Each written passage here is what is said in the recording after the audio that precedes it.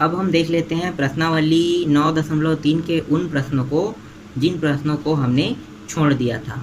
तो प्रश्न क्रमांक 3 है जिसको हमने छोड़ दिया था। तो दिए गए चित्र में ए एस समांतर है बी टी, कोण 4 बराबर कोण 5 और एस बी कोण ए एस टी की समद्विभाजक है, तो कोण 1 की माप ज्ञात कीजिए। तो यहाँ पे सबसे पहले हम लिखेंगे दिया है कह के, दिया है जो पॉइंट दिया है उसको ले रहे हैं। तो यहाँ पे एस बी कोण ए एस टी की समद्विभाजक है और इसको समझते भी हैं कि ये समद्विभाजक है कैसे। ठीक है, तो देखो कोण ए एस टी, यहाँ पे आते हैं चित्र में कोण ए एस टी को दो भागों में बांट रही। कौन सी रेखा दो भागों में बांट रही है? एस बी जो रेखा है वो कोण ए एस टी को दो भागों में बांट रही है। तो एक कोण बन रहा है कोण 2 और एक कोण बन रहा है कोण 3।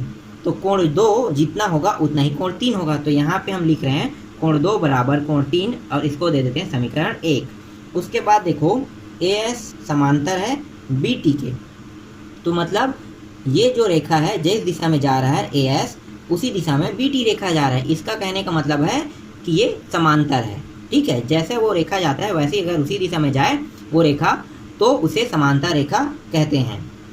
तो ए एस समांतर है बी टी के जिसे एस बी रेखा काट रही है। तो यहाँ पे लिख रहे हैं ए एस समांतर बी टी जिसे एस बी रेखा काटती है। अब यहाँ पे देखो कोण ए एस बी, अगर कोण ए एस बी को अगर मैं पलट दूँ तो कैसा कोण दिखेगा? टी बी एस कोण जैसा दिखाई देगा। इसका कहने का मतलब ये है कि ये एक एकांतर कोण है। तो यहाँ पे लिखो ए एस बी बराबर कोण टी बी एस, इनके मानों को रख दो। तो ए एस बी कोण का मान है कोण 2, ये रहा कोण 2, और टी बी एस कोण का मान है कोण 5। तो इसका मान आ गया कोण 5 और इसको दे देते हैं समीकरण 2। यहाँ पे कौन सा नियम लगा है? एकांतर। तो लिख लो एकांतर कोण का नियम लगा है। ठीक, अब हमें देखना है त्रिभुज एस बी टी को। तो त्रिभुज एस बी टी को देखो, तो ये त्रिभुज एस बी टी में, ठीक है, त्रिभुज एस बी टी में देखो तो एस टी रेखा जितना है उतना ही एस बी रेखा है। तो यहाँ पे कौन सा कोण बन रहा है? जब भी हम एस बी रेखा को बोल लेंगे तो हमें इस वाले कोण को लिखेंगे, और जब हम एस टी रेखा को बोलेंगे तो हम इस वाले कोण को लिखेंगे। तो दोनों कोण क्या है? दोनों जो भुजा है वो बराबर है। इसका मतलब क्या है कि एस बी रेखा ले रहे हैं तो हम कोण 4 को लिखते हैं। तो ये रहा कोण 4। और अगर हम एस टी रेखा कहेंगे तो हमें कौन सा कोण लिखना है? कोण 5 को। तो ये आ गया कोण 5 और दोनों कोण क्या है? एक दूसरे के बराबर हैं। अब हम देखेंगे ए एस टी बी में। ठीक है, तो यहाँ पे लिखो ए एस टी बी में, ए एस टी बी में देखो, और ए एस टी एक चतुर्भुज, ठीक है, चतुर्भुज ए एस टी बी में। तो यहाँ पे देखो ए एस टी एक कोण बना रहा है और एस टी बी भी एक कोण बना रहा है। इन दोनों कोणों को अगर हम जोड़ दें तो कितना, इनका मान कितना होगा? 180 अंश का। तो यहाँ पे लिखो कोण ए एस टी प्लस कोण एस टी बी, दोनों को जोड़ दिया तो इनका मान हो गया 180 अंश। अब इनके मानों को रख लेते हैं। तो इनके मान कहाँ से रखेंगे? देखो ए एस टी का मान समीकरण ए से, देखो ए एस टी है तो इसके नीचे का जो मान लिखा ये है। तो ए एस टी का मान कितना है? 2 और 3, या फिर यहाँ पे देखो चित्र को देखो ज़्यादा अच्छे समझ में आएगा। ए एस टी दो कोणों से मिलके बना, कोण 2 और कोण 3। तो कोण 2 और कोण 3 के योग करेंगे तो ए एस टी बन जाएगा। तो यहाँ पे लिखो कोण 2 प्लस कोण 3 के योग से ए एस टी बना है। फिर कोण एस टी बी, कोण एस टी बी का मान कितना है? कोण 4 है, इसका भी मान रख देते हैं और ये 180 अंश हो गया। अब यहाँ पे देखो कोण 2 को जैसा वैसे रहने दो और कोण 3 के स्थान पे हम क्या रख सकते हैं? समीकरण 1 से कोण 2। तो यहाँ पे ला रहे हैं समीकरण 1 से कोण 2 को। तो ये हो गया कोण 3 की जगह आ गया कोण 2 रख लिए, क्योंकि दोनों मान बराबर है। तो दोनों मान बराबर रहेगा तो हम उसके स्थान पे अगले वाले मान को रख सकते हैं। इसी तरह से देखो कोण 4 यहाँ पे है, तो देखो कोण 4 कहाँ पे? देखो इसको दे देते हैं समीकरण 3। तो देखो यहाँ पे कोण 4 है, तो कोण 4 की जगह हम क्या रख सकते हैं? कोण 5। तो समीकरण 3 से हम ला रहे हैं कोण 5 को। तो ये आ गया 180 अंश। 4 की जगह हम क्या आ गया? 5।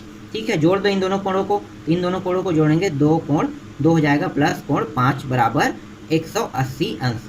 अब यहाँ पे देखो कोण 5 भी यहाँ पे दिया हुआ है, तो कोण 5 की जगह में हम क्या रख सकते हैं? कोण 2 रख सकते हैं। तो यहाँ पे रख दो कोण 5 की जगह में, कोण समीकरण 2 से कोण 2 रख लिए कोण 5 के स्थान पे। तो ये आ गया इतना। अब इसको जोड़ दो फिर से, तो ये 2 और एक 3, तो ये हो गया 3 कोण 2 बराबर 180 अंश। बाकी को हम यहाँ पे देखते हैं साइड पे। अब यहाँ पे क्या करेंगे, तिर्यक गुणा करेंगे। यहाँ पे लिखो तिर्यक गुणा करने पर, तो 3 जो है वो कहाँ चला जाएगा, 3 जो है इस पर आ जाएगा, तो यहाँ पे ऊपर में है तो उस पर जाएगा, तो कहाँ पे चला जाएगा, नीचे में। तो यहाँ पे क्या बचा, कोण 2 बचा, और यहाँ पे है 180/3 हो गया। अब इसको काट दो, 3 एक कम, 3 छक्के 18 और 3 शून्य, तो कोण 2 का मान कितना प्राप्त हो गया, 60 अंश। तो इसी तरह से समीकरण 1, 2, 3 में इन कोण 2 के मान को रख सकते हो। तो समीकरण 1, 2 और 3 में कोण 2 का मान रखने पर, तो पहले समीकरण 1 में रखते हैं। तो समीकरण 1 क्या है, समीकरण 1 है कोण 2 बराबर कोण 3। अगर हम कोण 2 के स्थान पे कितना अंश रखेंगे, 60 अंश, तो ये हो गया 60 अंश बराबर कोण 3। तो हमें प्राप्त हो गया कोण 3 का मान। इसको दे देते हैं समीकरण 4। इसी तरह से समीकरण 2 में रख लो। समीकरण 2 क्या है, तो देखो कोण 2 बराबर कोण 5 है, तो कोण 2 का मान कितना रखेंगे, यहाँ भी 60 अंश, तो ये आ गया कोण 2 का मान 60 अंश, और ये आ गया कोण 5 बराबर 60 अंश। तो मतलब कोण 5 का मान भी क्या प्राप्त हो गया, 60 अंश। इसको दे देते हैं समीकरण 5। बाकी को यहाँ पे देखते हैं। इसके बाद समीकरण जो 3 है वहाँ भी हमें क्या रखना है, कोण 5 के मान को रखना है। ठीक है, आपको समीकरण 3 में कोण 5 के मान को रखना है। तो यहाँ पे लिखो समीकरण 3 में कोण 5 का मान रखने पर, तो कोण 5 का मान कितना प्राप्त हुआ, 60 अंश। तो 60 अंश कोण 5 का मान इस समीकरण में रख दो, तो यहाँ पे कोण 4 बराबर कोण 5, और यहाँ पे हो गया कोण 4, और ये हो गया 60 अंश। तो इसको दे देते समीकरण 6। तो देखो कोण 4 का मान कितना प्राप्त हो गया, 60 अंश। इसका कहने का मतलब ये है कि कोण 2 जितना है, कोण 3 जितना है, कोण 4 जितना है, कोण 5 जितना है, इन सभी का मान कितना है, 60 अंश। मतलब कोण 2 का मान, कोण 3 का मान भी 60, कोण 4 का मान और कोण 5 का मान भी 60 अंश हमें प्राप्त हुआ। अब हमें देखना है रेखा या कोण RST में। तो यहाँ पे लिखो कोण RST एक सरल रेखा है, सरल रेखा है। ठीक है, ये समझ में रहे। देखो RST एक क्या है, सरल रेखा, सीधी सीधी गया है, सीधा सीधा गया हुआ है ये। तो इस तरह से RST एक सरल रेखा है।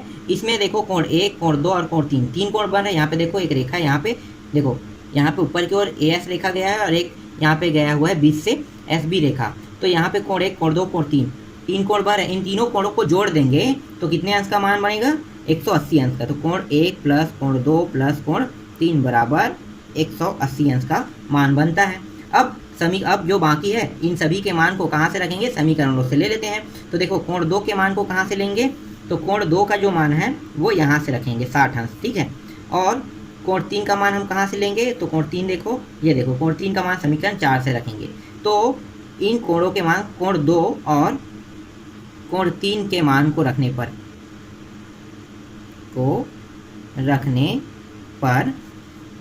कोण 1, इसको कौन सा समीकरण दे देते हैं, इसको दे देते हैं समीकरण 7। ठीक है, कोण 2 और कोण 3 के मान को समीकरण यहाँ पे लिख लो 7 में रखने पर, तो कोण 1 बच गया। यहाँ पे इसका मान हमें, कोण 1 का मान नहीं दिया हुआ है, लेकिन कोण 2 का मान दिया है। कोण 2 का मान कितना है, 60 अंश, और कोण 3 का मान दिया हुआ है, ये भी कितना है, 60 अंश, और ये हो गया 180 अंश। जोड़ दो अब इसको, तो ये 60 कितना हो गया, कोण 1 ये जैसा है वैसा रखो, 6 6 12, तो ये 120 अंश आ गया, और ये 180 अंश। अब यहाँ पे हम क्या करेंगे, तिर्यक गुणा नहीं, पक्षांतर करने पर, पक्षांतर कर दो तो ये 120 उस पर चला जाएगा, तो यहाँ पे कितना बचेगा, 180 माइनस 120, और यहाँ भी आ गया 60 अंश। मतलब कोण 1 का मान भी हमें प्राप्त हो गया 60 अंश। यही हमारा क्या है, आंसर है। ठीक, समझ में आया अब आप लोगों को।